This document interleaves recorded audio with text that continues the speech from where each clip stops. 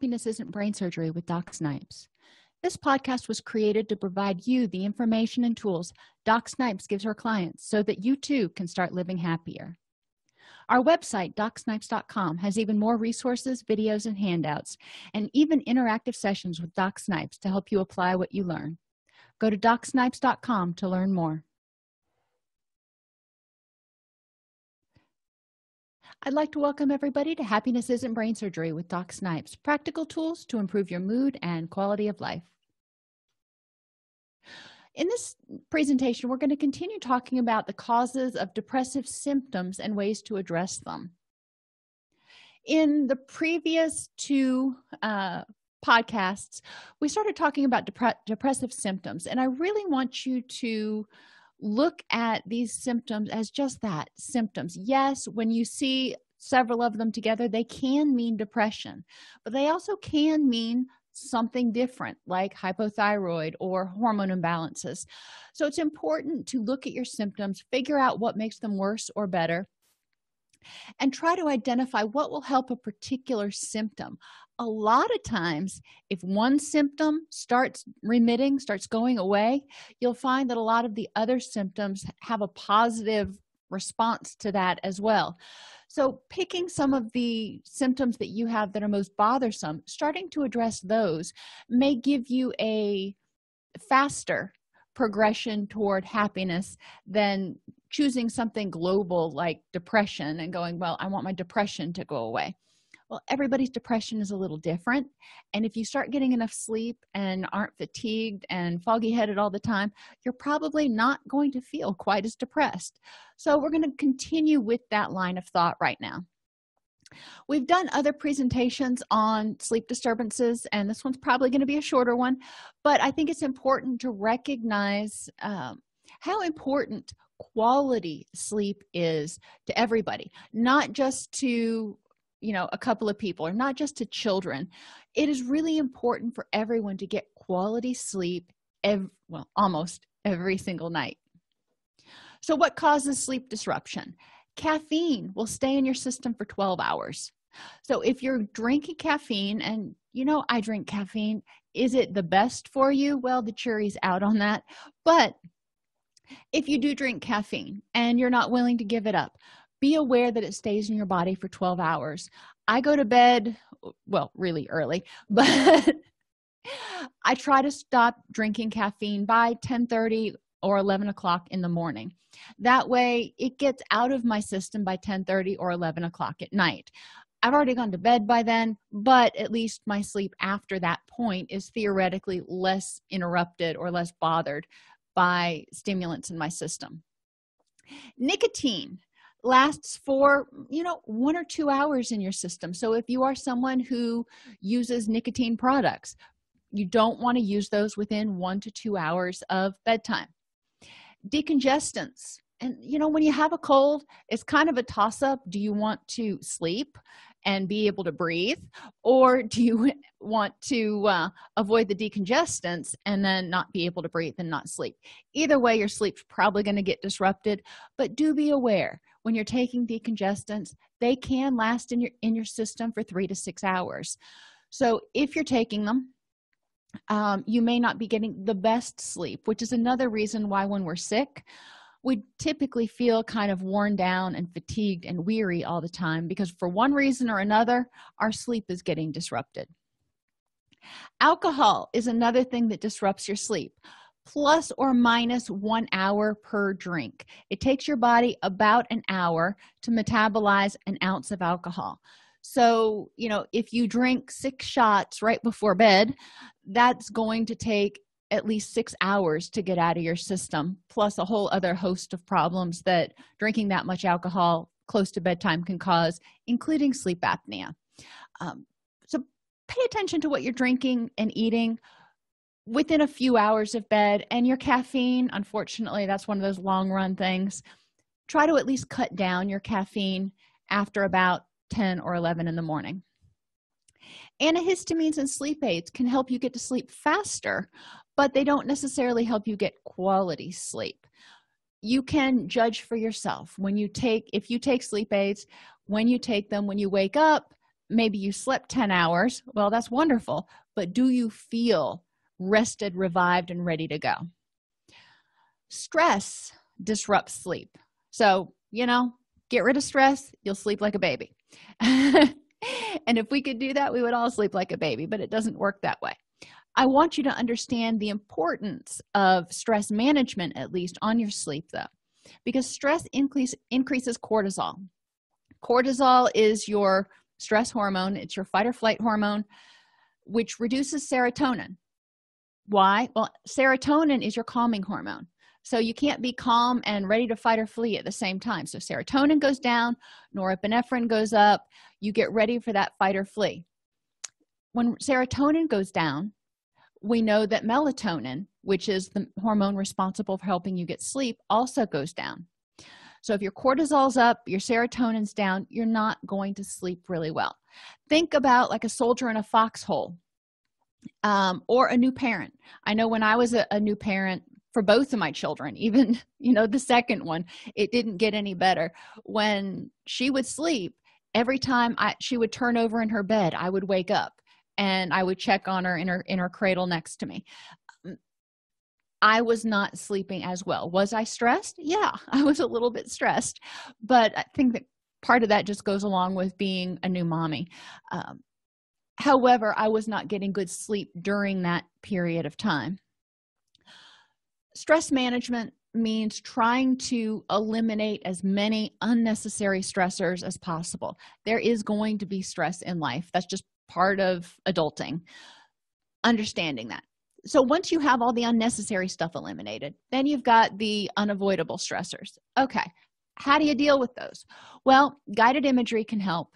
Basically, you're saying, I have these unavoidable stressors, but there's nothing I can do about them. And if I don't get a good night's sleep, I'm going to be even less able to deal with them tomorrow. So using guided imagery, going to an imaginary island or vacation place or whatever it is, can help. For me, guided imagery is a little bit different. I find that I sleep like a baby if I lay down and I imagine how to plan out my garden, how I'm going to plant the plants in my garden the next season, and kind of seeing what that's going to look like and getting involved in that. Mentally, I'm occupied in that activity, so I'm not thinking about these other stressors.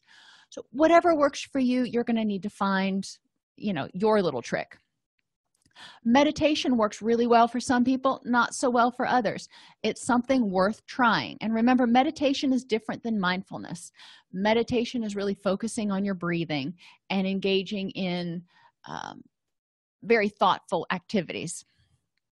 Progressive muscular relaxation. And the great thing about PMR is you can find a lot of YouTube videos that will walk you through a progressive muscular relaxation script. So you don't have to do it on your own. You can put it on your mobile device. You can set that video to play. So it plays, it walks you through progressively relaxing each and every muscle in your body. And generally it goes from top to bottom. But there is a method to the madness, and you start noticing the difference between tense muscles and relaxed muscles. And again, you're focusing on your breath and your muscles. If you're focusing on that, you're not focusing on the project that you got to do at work tomorrow. So to deal with stress, in summary, in short, get rid of the unnecessary stressors as best as you can. Delegate, eliminate, prioritize. Then, with whatever's left over, know that it has to be there. Know that something has to be done with it, but also know that if you don't get a good night's sleep, you're going to be worn down and you're going to be less able to deal with it. So find ways to help you get sleep. Another thing that impairs sleep is sleeping too much or taking long naps during the day. When you sleep too much, your circadian rhythms get out of whack. The same thing with taking naps during the day. Your body has this rhythm where your cortisol goes up and down throughout the day. At a certain point, it knows it's time to release melatonin, so you can start to get sleepy. If you're sleeping too much, it's not sure when it's supposed to release what. Your hunger hormones also get all out of whack, so you're probably not sure if you're supposed to be eating or sleeping or whatever. So set a sleep schedule. And if you're like me, I need my sleep and I love my sleep. I usually try to schedule in 9 hours for sleep, even to this very day. So set a sleep schedule. Try to keep pretty close to it. Now, does that mean you can't ever go out with your friends until midnight or 2 in the morning or whatever works for you? No. Do that every once in a while, because that's part of living life and having fun. In general, try to go to sleep, even on the weekends, about the same time every night and wake up about the same time. Give or take an hour or two. Sometimes on the weekend you may sleep in an extra hour, and that's okay. If your body needs it, great. Create a sleep routine within an hour and a half of going to bed each night. You should do roughly the same 3 or 4 things. When you have children at home, or when you were a child, your parents probably got you from preschool or wherever it was, brought you home, you had playtime, you ate dinner, you took a bath, you read a story, and they tucked you into bed. That's generally the path it goes when children have a set sleep schedule. You may do things slightly differently, but the body begins to expect that. So when the child starts taking their bath, their body goes, okay, we're getting ready to go into sleep routine, into sleep mode. So the brain starts secreting melatonin and everything it needs to, so the child can go to sleep. You'll notice that children who have a steady sleep routine tend to go to sleep easier because their body's ready for it. If you have a child who doesn't have a set sleep routine, it usually is harder to get them to go to bed because they sort of, quote, set their own bedtime whenever they're sleepy. A sleep routine will kind of guarantee that you're going to get sleepy about the same time every night. You want to try to avoid naps longer than 45 minutes during the day if you have problems getting quality sleep, because once you pass that 45-minute threshold, they've found that you start going into deep sleep. And once you start going into deep sleep, that's when your circadian rhythms start getting thrown off. Now, does an afternoon nap help? Yeah, they've actually found research that says a short afternoon nap, 20 to 30 minutes, actually increases norepinephrine levels, which helps you increase your focus and your energy for the rest of the day. So a short nap in the afternoon is great if you can get it. But don't take one where you are zonked out, Z'd out, and you kind of can't get your bearings as soon as you wake up. Seasonal affective disorder also will disrupt your sleep. And this isn't necessarily just because of a season.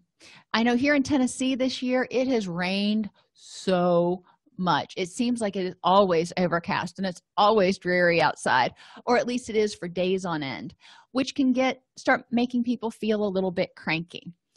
They speculate that's partly because your brain isn't getting these signals for when it's supposed to be awake and when it's supposed to be asleep. But they're also speculating that vitamin D has something to do with it. And we know that vitamin D is our sunlight hormone. So anyway, what can you do about it? You can't change the weather. You can't change the season.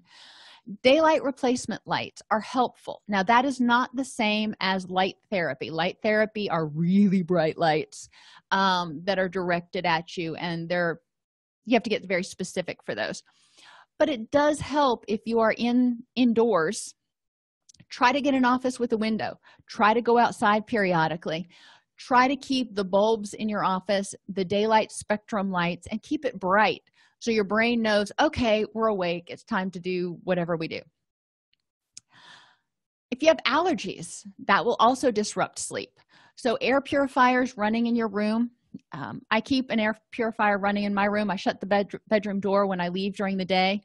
So when I go in, theoretically, all the air in there has recirculated several times while I've been gone. Changing your sheets. I am bad about letting the dogs sleep on the bed. So I have to change my sheets every couple of days because they shed. They're little shedding monsters, and I'm allergic to dog dander. Go figure. Now, ideally, if you're allergic to animals, you wouldn't let them in the bed, but, do what I say, not as I do, I guess. So allergies are another thing to consider. And this is true of pollen and any other kind of allergies. Anything you can do to make your sleeping area hypoallergenic is going to help. Pain and hot spots will also keep you up. Your body perceives pain as a stressor or as a threat. If it feels pain, it's saying something's wrong here and you are vulnerable. So you're going to secrete some cortisol, which is going to keep you from sleeping as well. It's also probably going to wake you up. I have chronic shoulder pain, and my shoulder wakes me up a lot. So I know that, on the days that my shoulder's bothering me more, I'm probably not going to sleep as well at night. So I need to take some action to try to minimize that. In general, you want to invest in a good pillow and a cooling mattress topper. The old mattress toppers that were the memory foam, well, they were really soft and squishy, and you may have liked them. They conform to your body through heat. As the mattress topper heated up, it would conform to your body, but then it would hold the heat. So a lot of people found that they were getting sweaty and they were getting uncomfortable on those mattress toppers. The newer generation doesn't hold the heat the same way, so it might be worth investing in one of the newer mattress toppers that has the cooling technology in it. Same thing for the pillows. They have the memory foam pillows that will stay cool and help you stay cooler, or at least regulate your temperature a little bit better. Those are all really important. Keeping your spine so it's not cranked up and you're not waking up with a kink in your neck will help you not only get better sleep, but probably be in a better mood and more pain-free throughout the day. If there's noise in your sleeping area, whether it's a noisy neighbor or you live in the city or you have a spouse that snores, earplugs or wireless headphones can be helpful. If you put on wireless headphones, you're going to want to be listening to something like the sounds of the ocean, or not something that's going to keep you up. White noise is obviously best. Light. Your body perceives light. Even with your eyes shut, you can tell whether there's light in the room or not light in the room. And your brain can tell that too. So you want to make sure that you get as much light out of your sleeping area as possible.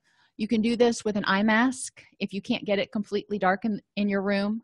Darkening blinds if you have to sleep during the day.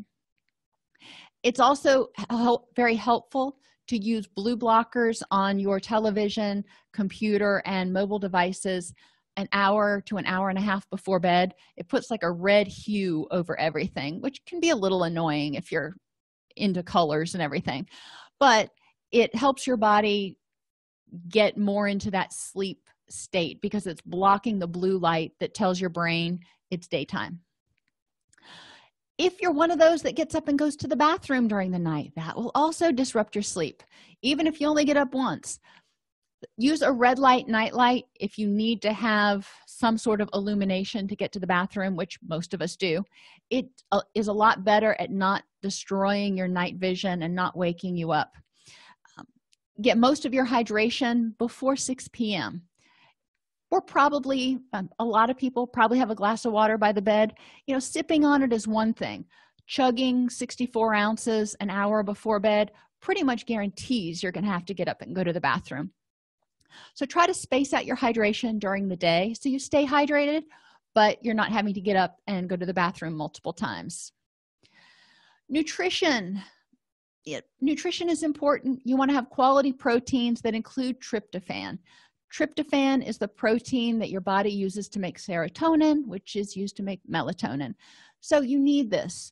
You can get tryptophan from vegetarian proteins as well as animal proteins, but it's important to make sure you're getting it. Although it is dangerous to supplement with supplemental, like pill form tryptophan, because that's coming in a much stronger dose and unopposed, which is not how it occurs in nature. So I caution people against using supplements most of the time. It's better to get your amino acids and your nutrition that you need through actual real foods. And make sure to get sufficient hydration. I know I just said don't overhydrate so you're peeing all the time. But if you're dehydrated, you're also going to wake up with a dry mouth and dry, scratchy throat possibly. You may wake up and feel thirsty. So it's all about moderation and some timing. If you don't have sufficient serotonin or melatonin, you're probably not going to get enough sleep. Stress reduces serotonin, which reduces melatonin, so we want to get rid of as much stress as possible. We already covered that. We also produce less melatonin as we age. So if you are older and you think that your sleep quality has gone down, talk with your physician. They may or may not think that you need additional melatonin. Some people, especially those with depression and anxiety symptoms, may not have enough serotonin in their system. Now, serotonin is generally associated with as an anti-anxiety sort of neurotransmitter. But if you have symptoms of depression or anxiety and you're not getting enough sleep, you may want to talk to your doctor. They may try putting you on a SSRI or a similar antidepressant medication to see if that helps you get more sleep and relieves your symptoms of depression. I will note that antidepressants do not work for everybody. They don't work even for 50% of the people, but they do work for a percentage. So it's worth noting your symptoms and talking with your doctor. Sleep apnea disrupts your sleep, and you may not even realize it. So if you are one who tends to snore yourself awake, and I think we've all done it occasionally, if you're one who snores yourself awake a lot, or if your spouse says that you snore so loud you're peeling the paint off the walls, worth talking to your doctor, because sleep apnea will prevent you from getting quality sleep. Other things you can do to minimize the effects of sleep apnea: don't drink alcohol before bed, talk with your doctor about a CPAP machine, and potentially look at certain supplements with your doctor to see if they might be useful in helping reduce some of the apnea symptoms. Lack of quality sleep impacts your energy, which impacts your desire to nap and alter your sleep schedule. If you don't get enough sleep, you're going to feel kind of ugh, which may make you want to take naps, maybe lots of naps. If you're doing that, then you may alter your circadian rhythms, and then your body doesn't know when it's supposed to sleep, which will make it harder to get quality sleep. When you don't get enough quality sleep, your eating hormones get out of whack. So it's hard to tell when you're hungry and when you're not. So a lot of people tend to graze more when they're sleep deprived. Your ability to tolerate stress goes down when you're sleep deprived. That's not brain surgery. I think most of us tend to be a little bit more impatient when we're exhausted. And your pain tolerance also goes down as your sleep goes down. Serotonin is involved in pain tolerance. So if your cortisol's up, your serotonin's down, your pain tolerance may also go down. If you're feeling more pain, you're not going to get as much sleep. So it's a vicious downward cycle. Recovery and overall happiness require that you get sufficient quality sleep for you. And I say for you because maybe you need 6 hours where I need 9. You know what level, what amount you need in order to function optimally. Caffeine-fueled awakeness propels you into a state of burnout. You can only use caffeine to keep the motor going for so long before it doesn't work anymore. And I can tell you from experience, when I was in high school, actually, and early college, I used so much caffeine and so many pre-workout supplements and so many stimulants that it got to the point where I would drink caffeine. It would actually make me sleepy. There was no get up and go left in that engine. That is not healthy. That's not healthy at all. So understanding that even though it feels like it gives you a boost, in the long term, you're going to run out of energy at some point if you just keep pushing and pushing and pushing. So caffeine's not really the be-all, end-all answer. If you like this podcast, you can subscribe on your favorite podcast app, join our Facebook group at docsnipes.com/Facebook, or you can join our community at docsnipes.com. Thanks for tuning into Happiness Isn't Brain Surgery with Doc Snipes. Our mission is to make practical tools for living the happiest life affordable and accessible to everyone. We record the podcast during a Facebook Live broadcast each week. Join us free at docsnipes.com/Facebook or subscribe to the podcast on your favorite podcast player. And remember, docsnipes.com has even more resources, members-only videos, handouts, and workbooks to help you apply what you learn. If you like this podcast and want to support the work we are doing, for as little as $3.99 per month, you can become a supporter at docsnipes.com/join. Again, thank you for joining us, and let us know how we can help you.